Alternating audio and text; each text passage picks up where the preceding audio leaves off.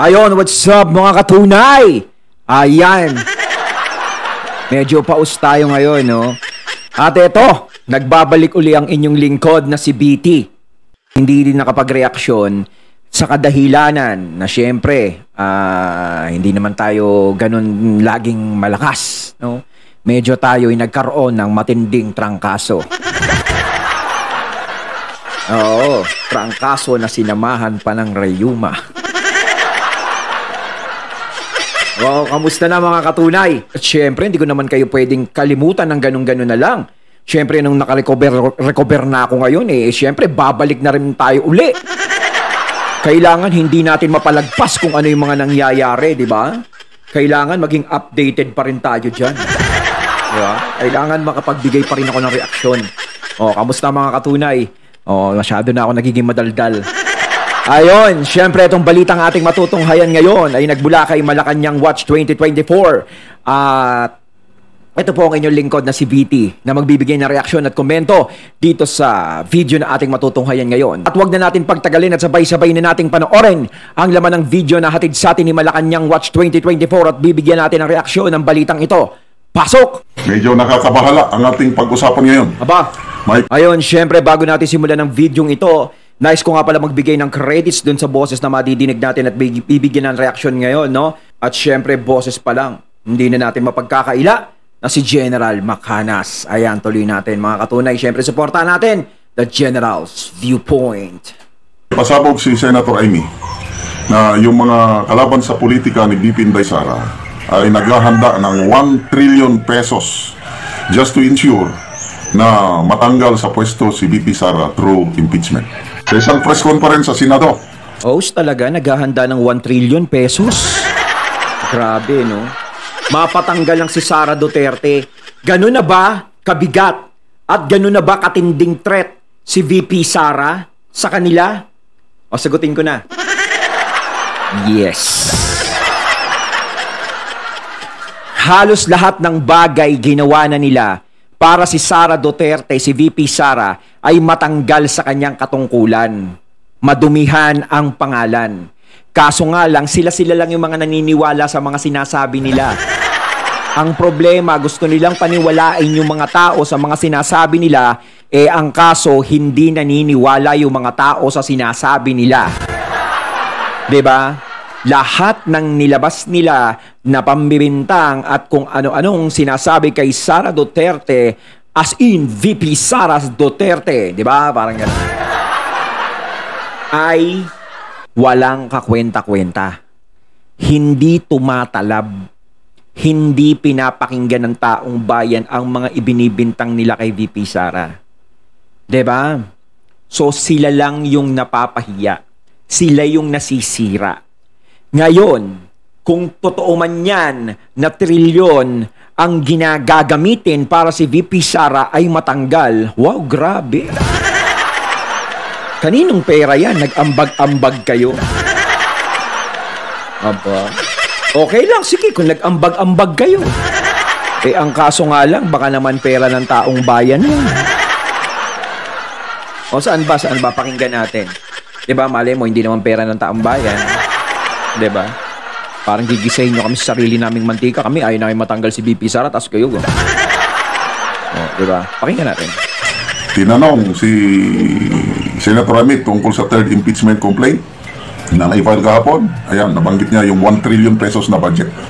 Meron nga, di ba? Saktong-sakto. Oo, may mga malisyoso na nagsasalita na fundraising na nga daw itong budget na ito para sa 1 trillion impeachment. Naku po, 1 trillion impeachment?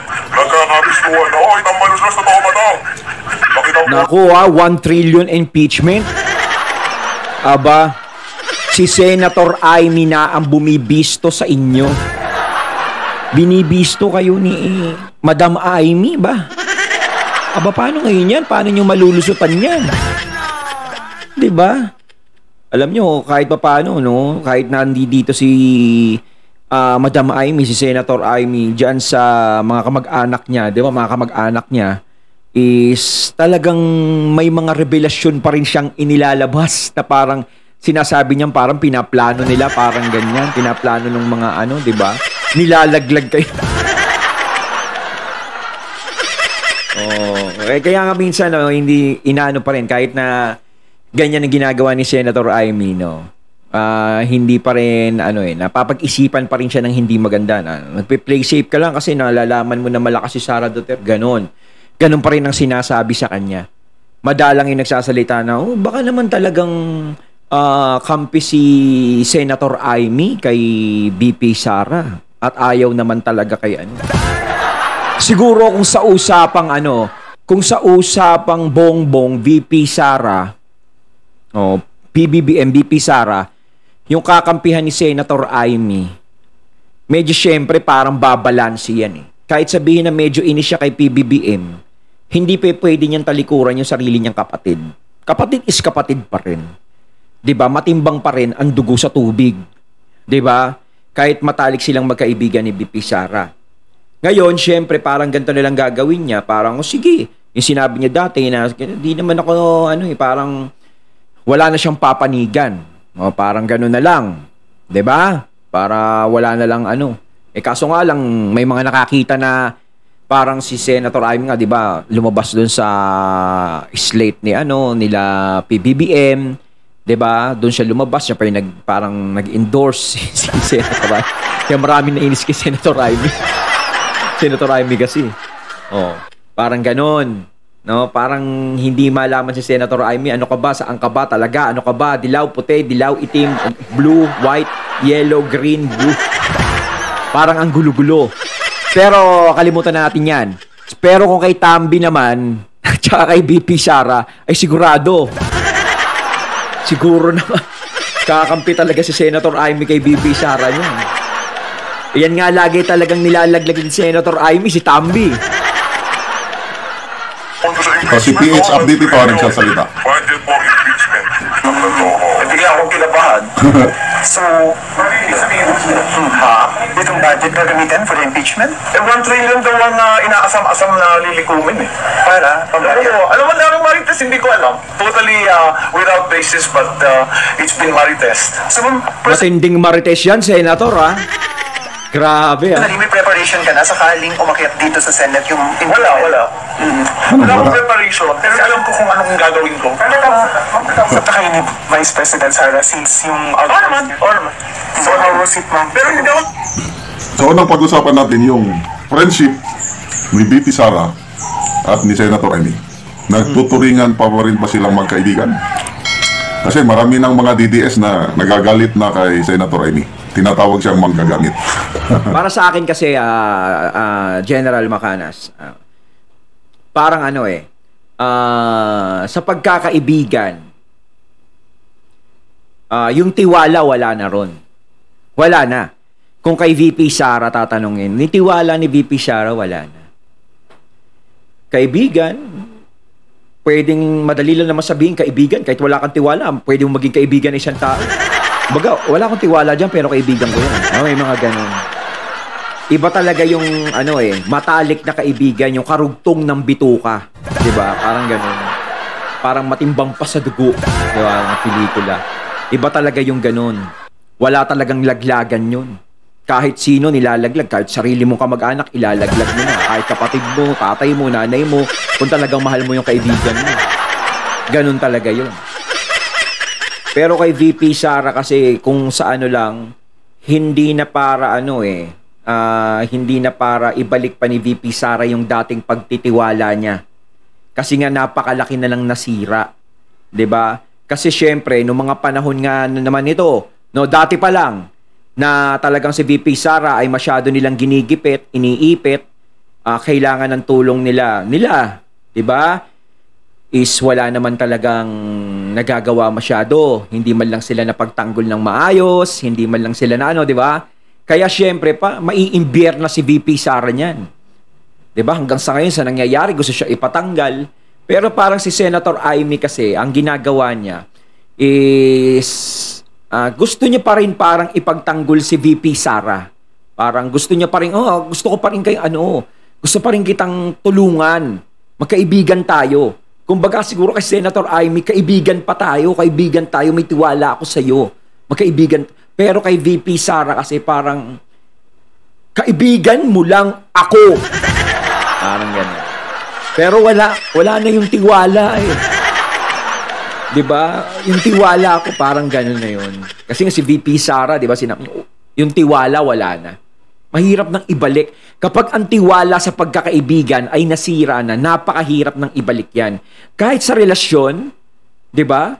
Mahuli mo yung boyfriend mo o girlfriend mo na may lalaki, tapos nakikiapid, nagsisiping, 'di ba? Tapos hihingi ng tawad sa iyo. O, 'di ba? Madali ka bang makakalimot nun? 'Di ba hindi mo makakalimutan yung bagay na yun? Sa tingin mo ba magtitiwala ka ba sa kanya uli? Nalalabas siya kapag gabi? Tapos sasama sa mga barkada, ganto, ganyan. Sa labas lang ako magtiwala ka sa akin, hindi ko na uulitin yun. 'Di ba? Siyempre, mawawala na yung tiwala mo. Away na ng away yan, para ganun. Okay, hindi mag-away. Pababayaan mo na. Ganun yan. Siguro si VP Sara, parang pinababayaan niya na lang. Pero si Senator Amy pa rin, nagbibigay ng ano niya, di ba?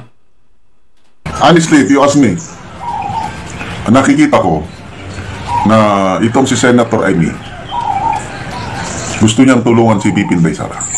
Pag umakyat ang impeachment complaint sa Senado, isa siya sa mga senador na boboto ng acquittal o not guilty para kay VP Sara. Iyan ang aking assessment. I don't know sa inyo. Well, nadadamay lang siya dahil sa kanyang kapatid. Yung performance sa kapatid niya, kapatid man niya, wala naman siyang magawa doon. So, it's all marites. Sabi niya, kaya lang, pag-usapan natin mamaya yung possibility na totoo ba ito.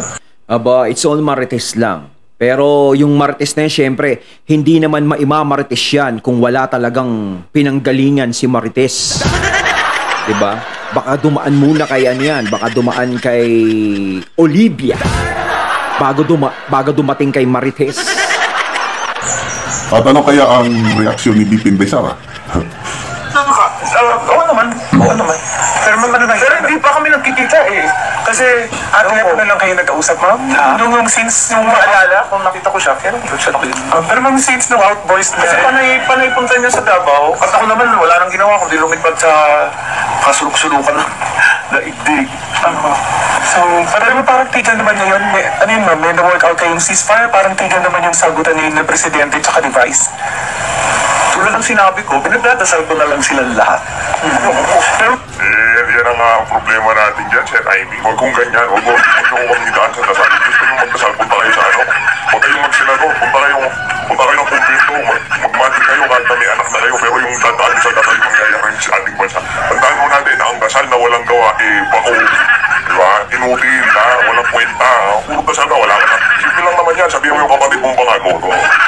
Tama, ay pinsan mo, sabihin mo, tama, tigilan mo yan.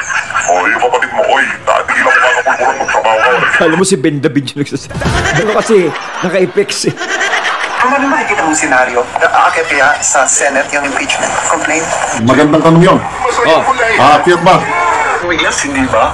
Pero para sa akin, napakalungkot, napakasama para sa ating bansa, kadami-dami lang natin problema. Hindi ba dapat tutukan na lamang yung bigas, yung mga issue ng kuryenteng sinto at napakamahal? Hindi ba dapat tutukan na lang natin ang ating mga pobreng mga sundalong hindi bibigyan ng kung ano-anong kailangan nila sa West Philippine Sea? Ang daming problema, hindi ba dapat tutukan na lang yung pagtatagdagan pa natin? Bumitawa yung feature rating ang sabi nila, a prolonged and fierce Marcos Duterte feud could cause fiscal and economic risks. Tama, nabasa ko rin yan na talagang hindi siya maganda sa ekonomiya. Siyempre, iiwas yung mga nag-i-invest, lokal man o dayuhan, dahil walang kasiguraduhan eh. Di siyempre, kinakabahan sila mag-expand, kinakabahan sila mag-invest. Yun po ang masamang epekto, yung pag nagtagal itong alitan ng politika between Tama Marcos. yun, syempre, di ba? Paano ka hihikayat ng mga investors kung sa sarili mong bansa ay nagkakagulo? Di ba? Syempre, ang unang-unang titignan ng mga investor dyan, kailangan ano ba yung dating ng bansa mo? Di ba? Para mag-invest kami sa'yo. Oh, di ba? Syempre, maghihikayat ka ng mga ganyan eh. Kailangan mapayapa. Kailangan maganda. Di ba? Walang problema. Tapos malalaman lang nila ganyan, kayo-kayo sa politika nag-aaway-away, nagtatanggalan sa pwesto.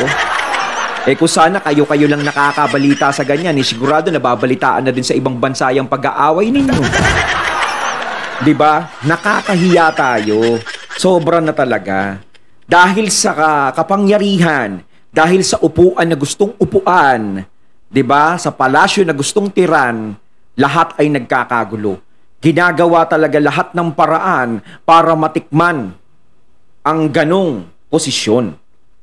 Kaya tama si Glock 9 doon doon sa kantang upuan, pinag-aagawan, 'di ba? Yung upuan na 'yan. Kasi kung talagang pilit mong inaagaw ang upuan, hindi importante sa iyo ang mamamayan. Kailangan ang uupo diyan sa upuan na 'yan is yung may paninindigan. Yung talagang gustong tulungan ng taong bayan, hindi yung para sa pangsarili lang niya. Kasi kung pinipilit mo yung sarili mo na gusto kong umupo, gusto kong manalo maging presidente, kagustuhan mo yun. Hindi yun kagustuhan ng puso mo, kundi kagustuhan ng isip mo. Iba kasi kung kagustuhan ng puso mo, yun yung may konsensya ka. 'Di ba? Pero kung isip mo lang ang nagdidikta na gusto ko yan, gusto ko yan, gusto ko yan. Ay, madaming demonyong ganyan. 'Di ba? Nadidemonyo ka. Gusto kong yumaman kaya gusto ko yan. Diba? Kaya pinag-aagawan yan. Kaya nga ganito ang nangyayari ngayon sa politika natin. Napakagulo. And Duterte, ang magiging biktima, ang mamamayan, yung nasa laylayan. Kasi, wala na, kakaunti na nga ang foreign direct investments. Tayo ang pinakakulilat sa Southeast Asia among the top 5, yung original members. Kasi, tapos ganyan pagulong politika pa. Sana totoo yung panawagan o yung opinion ng Pangulong Marcos na sabi niya, huwag nyo nang ituloy ang impeachment dahil hindi nakakatulong sa mamamayang Pilipino. Agree ako doon. But the problem is, sincero ba siya sa ganong panawagan? Oh, yun. Totoo naman yung sinasabi talaga ni PBBM doon. Kaguluhan lang yan. Maraming problema yung bansa natin. Kaso nga lang, yung pagiging sincere niya. Yun lang ang tanong doon. Kasi alam nyo, sa lahat-lahat ng to na nangyayari sa bansa natin, isang salita niya lang titigil lahat yan. Hindi, di ba totoo? Presidente ka eh. Isang salita mo lang, kaya mong gawin yan. Isang click lang ng power mo, pag ginamitan mo sila ng power mo, tatahimik yung mga yan. Di ba? Mataas ka pa rin. May paninindi, may posisyon ka. Di ba? Bakit ka matatakot kung kakampi mo taong bayan kung tama ang pinaglalaban mo? Tatandaan nyo, mas masarap kumampi sa taong bayan kaysa kumampi sa kapwa mo politiko. Di ba? Kasi ang kapwa mo politiko, gagamitin ka lang yan. Bandang huli, ilalaglag ka rin yan pag wala ka ng pakinabang. Pero ang taong bayan, kapag sila ang kinampihan mo, sila ang binigyan mo ng prioridad, hindi ka mawawala sa posisyon mo. Susuportahan at susuportahan kanila. Ano't ano man ang mangyari sa iyo, ipaglalaban kanila. At hanggang matapos ang termino mo, napakalaki ng respeto nila sa iyo. 'Di ba? Tita mo si Tatay Digong. Kita mo. Kahit gano'n ang edad niya, pilit pa rin siyang pinatatakbo ng mga tao. Gusto pa rin siyang patakbuhin. Gusto siyang maging presidente, gusto siyang bumalik sa Panginoon. Hindi siya makalimutan ng mga tao. 'Di ba? Ganun yun eh. Kung taong bayan ang pinaglilingkuran mo. Pero kung sarili mo lang ang pinaglilingkuran mo at hindi ang taong bayan, wala. Parang dumaan ka lang sa mga tao. Hindi ka na para pag-usapan pa. Kung pag-usapan ka man, is yung masasamang usapan ang maririnig sa'yo. Sana naman. At tatalima, susunod ba ang mga kongresista sa pamumuno ni Speaker Martin Romualdez? Sigurado It remains to be seen. Kaya maganda yung tanong kanina ng media na aakyat ba sa Senado ang impeachment complaint? Indirectly, sagot ni Senator Remen, dami nating problema eh. So kung siya ang masusunod, hindi na wag na sana ang ituloy. So it all depends on the leadership of the House. Sa tingin ko isang bas-bas lang ng House leadership. Yakit yun. Yan, aakyat na yan. Napakadaling mag-gather ng 103 signatures. Isang go signal lang ng leadership. Kaya lang, pag sabihin ng leadership ng House na, wag na. So, sundin natin ang Pangulo. Hindi tapos ang problema. Or, isa pang angulo is yung Iglesia ni Cristo rally. Salamat sa mga kapatiran sa Iglesia ni Cristo. Ayun, salamat sa Iglesia ni Cristo. Plano na magrarally kayo in support doon sa panawagan ng Pangulo na huwag ituloy ang impeachment. Isang factor din yon. So, tingnan natin. Parang ingit na ingit ako sa Malaysia. Bilyon-bilyon na ang linagay ng Google, ng Intel, ganoon din yung Thailand. Bakit tayo nahuhuli? Vietnam, parang laki-laki na ng foreign investment nila. Although sinasabi may pumapasok rin dito, pero yun nga, napakalalaki ng mga IT investment sa kanila. Ang ganda eh. Pero ma'am, before may Ann, maraming sabi na pwedeng may mahal kang role kang gampanan dahil close ka kay VP Sara and then kapatid ka ng Pangulo. Yung mga appeal na mag-intervene ka para ma-address yung, at ma-prevent yung matagaan at matinding bangayan between the two highest leaders of the country. Tulad ng sinabi ko, pinagdadasal ko naman sila kasi marami yatang nagbubuyo eh. Yun, maraming nambubuyo. Itong nakapalibot sa Pangulo. Yan ang problema. Kaya lang naman talaga nagkaganyan yung kapatid mo si PBBM. Kaya talagang siya na pag-initan ng mga tao. Kaya talagang nagalit sa kanya, nadamay siya dahil talagang sa mga taong nakaikot talaga sa kanya. Yun ang naging problema. 'Di ba? Wala eh. Mas lamang yung mga demonyo kaysa anghel.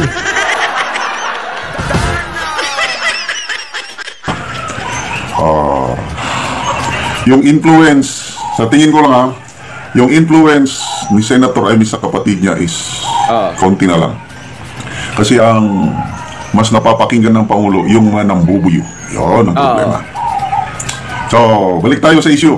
Although Marites, 1 trillion pesos nililikom para impeachment ni VP Sara. Ano sa tingin nyo? Is it a possibility? I-comment nyo po. Anong response kaya ni VP Sara nito? Kung ako ang inyong sasagutin, kibit balikat lang yan. Bring it on. Kasi nakikita ko hindi takot si VP Sara mawalan ng pwesto. Hindi takot ma-impeach yan. Hindi siya kapit ko.